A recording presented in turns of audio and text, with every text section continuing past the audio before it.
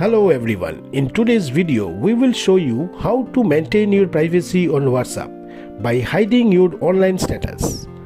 Let's dive into the quick and easy steps. But before you dive in, make sure to hit that subscribe button and ring the notification bell so you never miss out on our tech-savvy content. So let's get started.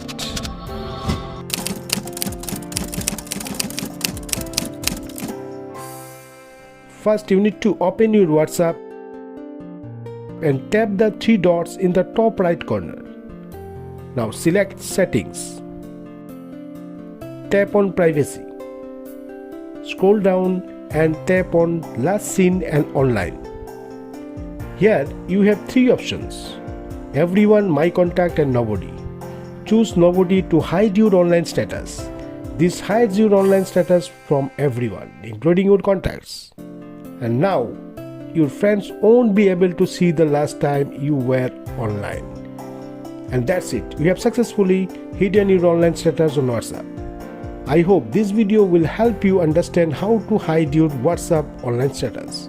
Thanks for watching, and I will see you in my next video.